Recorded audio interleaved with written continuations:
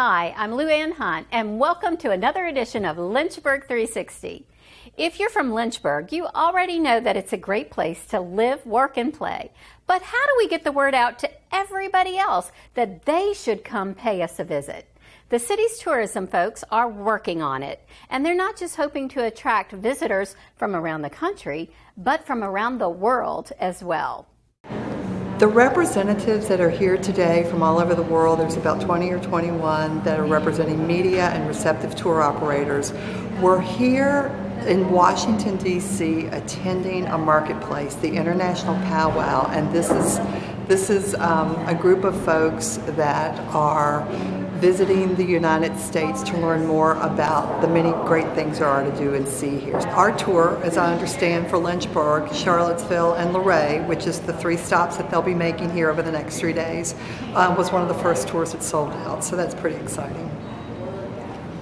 A FAM tour, well, that's a really cool abbreviation for familiarization tour, or FAM for short, and it provides an opportunity for people who want to come into our community, or any community for that matter, and learn more about all the many great things there are to see and do. So FAM, short for familiarization. Oh, so far I think it's a cute little town, really different from DC, because we were in DC, so it's good to experience a nice town with the main street. So far I am really impressed.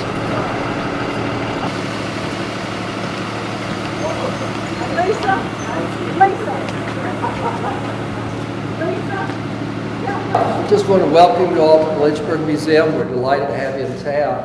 I know Mary Catherine and Lisa probably told you a lot about our city, but probably compared to where many of you are from, we're not that old. They're working on our columns out front, which were erected in 1855. So that's really old for us, and we're rehabbing columns today. But we're one of Virginia's earliest inland cities, and we were connected to the world by the James River, which I think you've probably seen. So far, I would say that it is a nice little town which is recovered. I was astonished to see that all the shops were taken. I expect normally blind shades, what I know from other American small towns, that everything is totally dead.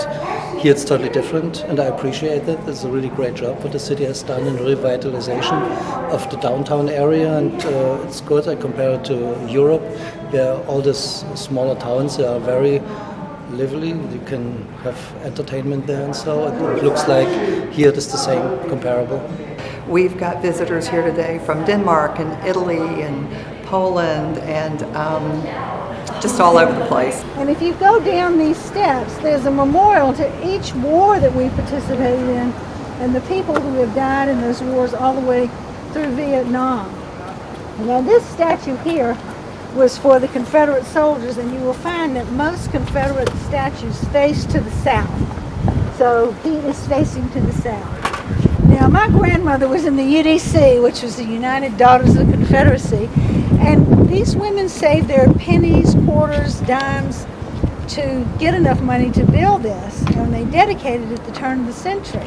They had Senator Daniels come and speak. Well, he spoke for about 2.5 hours, and people all fainted and everything.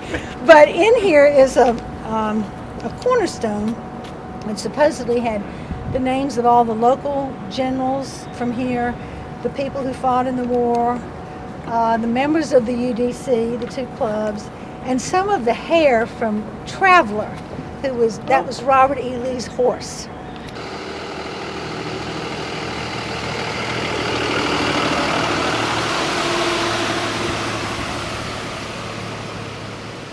These 2 blocks of Pier Street are historic. They're a city historic designated neighborhood, they're a state historic designated neighborhood, and they're a national historic neighborhood. And it's because of the people who lived here at certain periods of time. There are historic signs, like you see this metal sign, the gray and black sign out here in front of the museum. We have 9 of them. We have the most historic highway markers. They're called Virginia highway markers in the whole state of Virginia within 2 blocks of this neighborhood. It's because of Ann Spencer. It's because of Dr. Roland Johnson, who taught Althea Gibson and Arthur Ashe just down the block tennis, any tennis people here. And then we have people like Chauncey Spencer, who was my father, was a great aviator, but lots of people. So make sure you get that brochure, because they're all African Americans, but they all were in various different things: education, medicine, aviation, literature, and helping people. But the thing you need to know, it doesn't matter what's blooming, we feel. What's important is the story of how Edward built this garden for Anne. She said, I wish I had a so-and-so, and he would build it for her. There are only 2 posts left here, which are very old. But he was a great salvager. He would go around Lynchburg and gather up things that people didn't need, and he evidently had at least 20 of these turned posts, which he used here and in the pergola and the arbor. The fence around the garden with a lacy trim on top came from Randolph-Macon Women's College.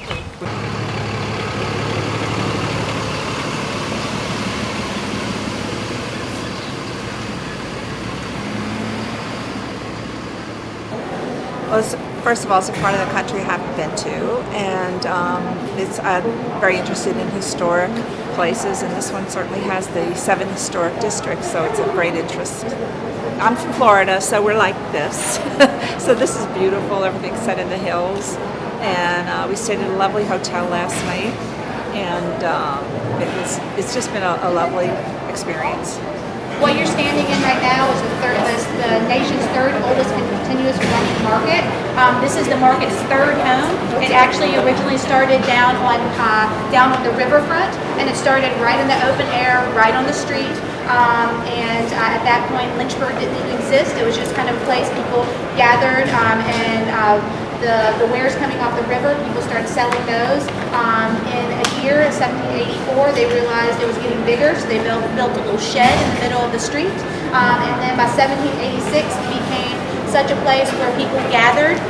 Those political aspirations started coming to the forefront as well. So in 1786, because of this market, Lynchburg actually became a town.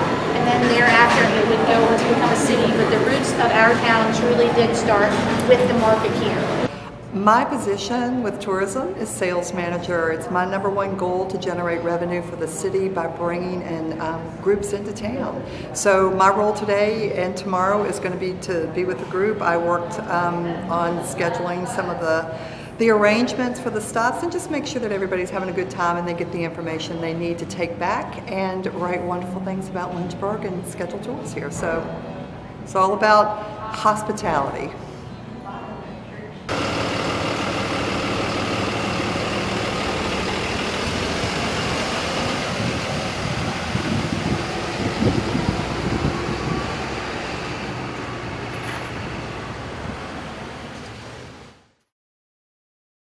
He's played football in the NFL, and he's been to space as an astronaut. But despite accomplishing great things, Lynchburg native and Heritage High School graduate Leland Melvin has also had some setbacks along the way. Leland says it's how you overcome your challenges in life that define who you are. It's all in his new book called Chasing Space. Steve Smallshaw caught up with him recently to talk about the book that also has a version specifically geared towards children. Where did Chasing Space, the book, come from?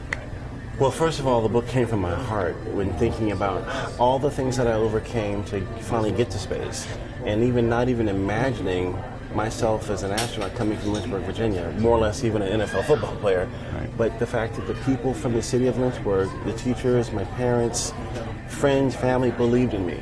And so I knew that whatever I chose to do, whatever I wanted to do, I could do from that foundation of belief in me. So being an astronaut was never a childhood dream? I wanted to be Arthur Ashe. I grew up on Pierce Street, and there was Dr. Roland Johnson who trained Arthur Ashe and Althea Gibson 5 blocks down from where I grew up. And I didn't find out about that. Well, I found out about that when my dad told me about Arthur Ashe. And he said he's a good character, he's a great tennis player, he's winning these tournaments all over the world. and he went to UCLA, and he's a smart guy, you know, you be like him. And I'm like, yeah. So I played tennis. I played tennis my whole childhood, and played at Heritage, first seed on the tennis team, and then ended up going to play football for University of Richmond. So it was just incredible. But it's the foundation, like you said, that you got here, both educationally and just from the community itself, that really sort of propelled you. Right, Lynchburg Public Schools, I mean, Perrymont Elementary, Dunbar Middle, Heritage High School, all foundational, great teachers. I sent a copy of my book to my Latin teacher, Mrs. Patterson, who's 93 years old, and I called her the other day. She said, I always knew you would write a book, you know. And so sometimes they knew things that I didn't know, and sometimes they would steer me in directions that I had no idea that I'd be going into, but you know, because they believed in me. And that's what a teacher's supposed to do. Right. Exactly. Right. So what do you hope folks get from this book after they read it? Well, the main thing I think I want people to get is that I had 4 major, you know, not life-ending, but career potentially ending setbacks. I lost all my hearing in a training accident. I was, you know, sexually abused as a child. I was almost arrested my senior year in high school, and you know, I was kicked out of school for cheating. So 4 major things that did not deter me from, and again, space was not my dream. People led me there, but helped me get to this place of 2 space flights in the NFL. And so, you know, there's a childhood dream of most young boys to play in the NFL and to go to space. And how did this little small skinny kid from Lynchburg, Virginia get to do that? It was because of this foundation and belief in me in this education system, and you know, people praying for me when I lost my hearing and helping me get through that. And it's just that community that's so important. I guess the other message is that no matter what happens to you, you can overcome obstacles in life. And so overcoming obstacles, I think, was ingrained in me when I couldn't even read. My mother was reading to me every night, The Little Engine That Could, I Think I Can, I Think I Can, and Curious George, you know, exploration and curiosity. So with those 2 things, I was able to overcome and to succeed.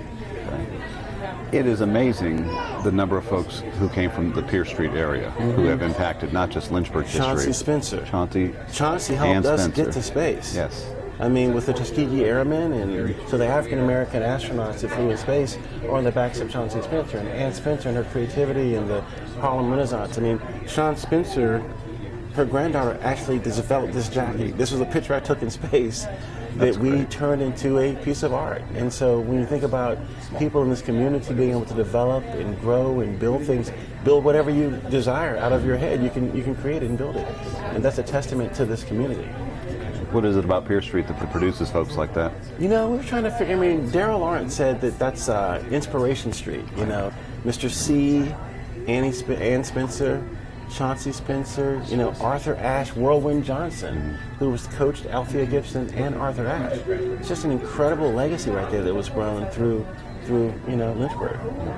Now the book has a children's version or a young adult's version and then an adult version. What's different between the 2? So they're similar from the storyline, but the children's version is more kind of language, not language, but just, you know, words are kind of made more in a kid-friendly fashion. But also the children's one has activities they can do in the back. So I call it STEM on the cheap: science, technology, engineering, mathematics activities, building rockets and doing different things where you can build things with your hands. You can work with your mom and your dad or your friends and create something that will inspire you to become an astronaut one day, maybe. Is that the ultimate goal? Maybe you'll inspire someone? Then the ultimate goal is to make sure that any child, no matter what zip code they're from, knows that with grit, determination, and hard work, and someone who has their back, you gotta need a mentor, you need someone who can help you out when you're down, that you can do anything. You've got to dream it, vision it, and then make it happen. If you have a garden of your own, you know that sometimes uninvited guests can wander in and help themselves to some of your food. We continue our summer gardening tips with a segment on fences and how they help keep those furry interlopers out. Hey there, my name's Kevin Cam. I'm the extension agent for both 4-H and Agriculture and Natural Resources for Virginia Cooperative Extension in the city of Lynchburg. And we're at the Davis Instructional Garden, or the dig site, which is at Humankind. This site is maintained by the Hill City Master Gardener Association. The Hill City Master Gardeners are Extension Master Gardener volunteers that have tons of knowledge about horticulture and that they're going to want to educate you for all of this good information. So today we're going to learn about fences. In the city of Lynchburg, homeowners and gardeners alike give us a call all the time and say, something's going on with my plants. They keep disappearing.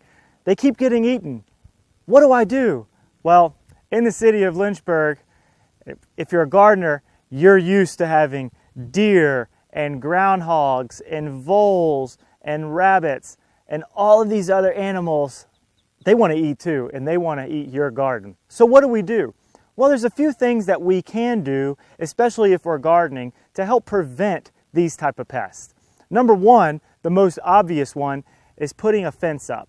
Now this is a deer fence that it's really easy to put up. It comes in a large roll, and you can put in some T-posts, just pound them into the ground, and then you just spread it along, and then you can zip tie them to the poles. And I want to just, if you can just show just down here. I know it's some weeds, but now when you put a deer fence up, of course it's going to help prevent the deer, but also when you install it, you want to keep a little level and to go out with the fence. As you can see, this fence goes out a good 6 to 8 inches. Now sometimes you can bury the fence because there are other animals that live in the ground that can just crawl right through, right under that. So we want to make sure that we go down or we can go out to prevent things such as rabbits to come through. Okay. Also too, if you'd like, you can even go down, create a trench and go down with the fence to help prevent against groundhogs and voles. So this hoop right here, sometimes we'll drape some fabric over top of this to speed up the process of plants growing, but also too is to also keep other things out that we don't want into the small stages of the plant's development. Here you see a wire mesh. Now this is very important because animals such as the groundhogs or rabbits or voles can't get through this mesh, and it's located on the end down here where it's a little bit vulnerable for raised beds. This mesh here is located under these raised beds, and you can't really see it, but it is a barrier of defense because as it's down in the ground, animals such as the groundhogs and voles, they cannot penetrate through this. But one thing that can penetrate through this is the good soil and earthworms in the roots. So that allows the plants to continue to grow, but it prevents these other organisms from gnawing on your underneath of the plant. Now, what you're looking at now is a good shot of the Davis Instructional Garden. And it's surrounded by a fence because in Lynchburg, we have a horrible deer problem. And deer want to eat all of the good stuff that you're growing just like you. Now we do put up a fence because deer can jump. And if you look, this is pretty tall. This goes up to about 8 to 10 feet, just this fence alone, because the deer cannot jump that high.